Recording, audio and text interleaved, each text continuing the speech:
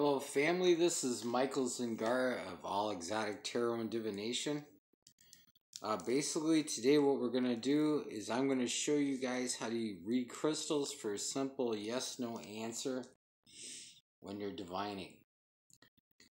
Basically, there's all kinds of divination systems around the world, but to get a simple yes-no, not so easy with the tarot deck, is it?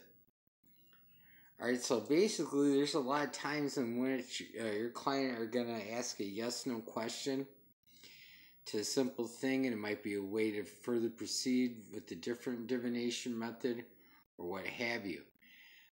In my style of divination, because I work with spirit, I have to ask if I can close the reading, and if not, the spirits may want to speak through different divination systems. So I'm going to have to ask, do you want a rune reading? Do you want Chinese fortune sticks? Do you want this? Do you want that? Blah, blah, blah.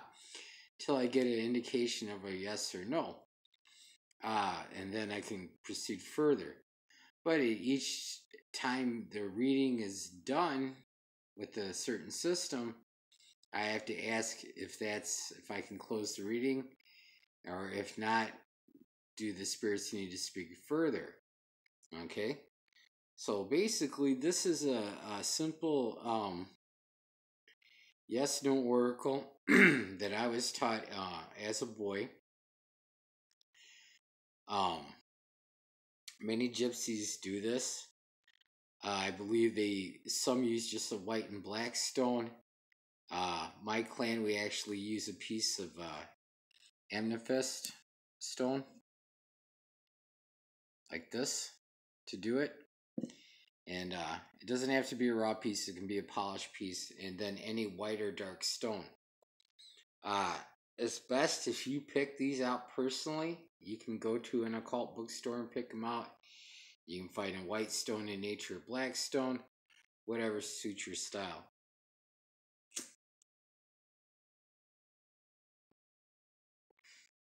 But once you select certain stones, you do not want to use them for any other purpose than divination.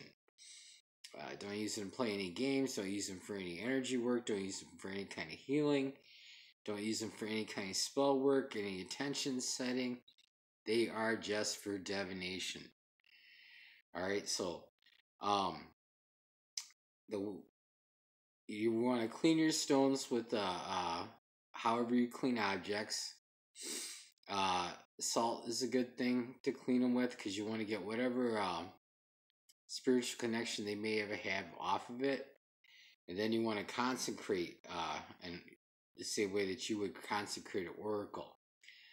I will feature videos on both how to bless salt and how to consecrate an oracle, working with your altars. But we're going to leave that for another subject for now. Basically, the way you keep your stones, especially for ones as important as these, because these will be some of the most important stones that you possibly will have. You want to keep them something nice. This is a box from India that I got. It works perfect. Okay.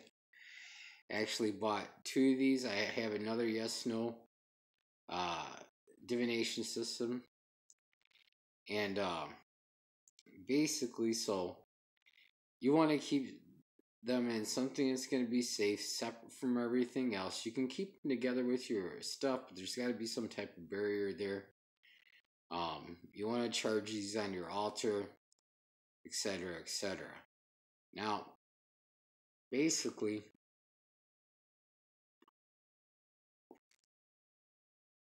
I'm not allowed to do fake readings at all, but this is very simple, and I'm just going to show you the mechanics of it without asking a question. So what you do,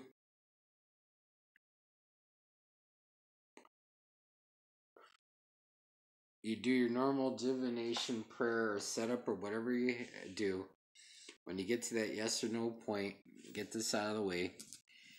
And the set consists of 1 white stone, Okay, doesn't matter what kind. One piece of amethyst, basically, because this is the great stone of spiritual communication and divination. And then one black stone. So what you do, you shake up the actual stones, you take them and put them to your head, you blow on them, and then you whisper the question to the stone, shake them up, drop them. All right. Now, whatever stone is closer to you, and the stone that's closest to the purple one. So, it does figure this would be harder. So the black stone represents no, the white stone represents yes. They're almost equal distance from each other. You know what I'm saying? And you're gonna measure it in gaps of like 3 inches, 4 inches. So basically, this would be a no answer. Okay. And I'll do a couple more throws. That way, you guys can see it in action. Okay. Another no answer. Okay. Even though that's in line with the purple one and it's closer, it's still a no answer because this one's closest to you.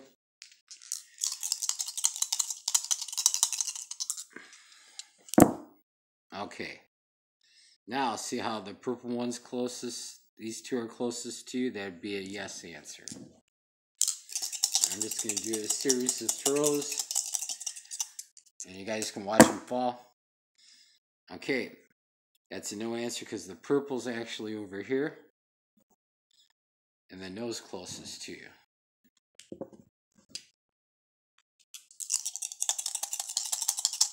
Some people put them down like that, but that's the easier way to manipulate it. So that's still a no because that one's closer. Basically, the purple rock is for when the situation is when they're like this. And they will fall like that. Or even like this. You know? The purple's the grand judge, but it doesn't always affect it. Okay, that would be a no. Oops, sorry folks. Alright. That's a no.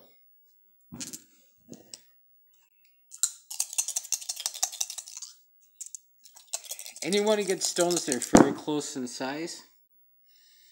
Okay.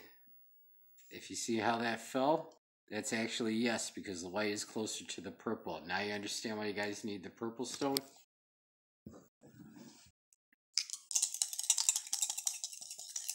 Plus, the purple stone acts as a communicator as much as an indicator. Alright, so you want to have some kind of attachment with your actual spirit guides and stuff like that. You don't necessarily want to speak to each individual stone spirit. Okay, the purple is way on the edge, the black is forward, so you guys see what you get the drift? Okay, so this will be an effective yes-no oracle for you. And, certain oracles have yes-no built into it where you can manipulate it, some don't.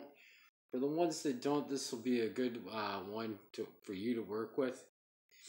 And I encourage every diviner to get this set of stones and add them to their practice. So, basically, that's the lesson for today. I'm pretty much through my cards as far as the walkthroughs and things like that.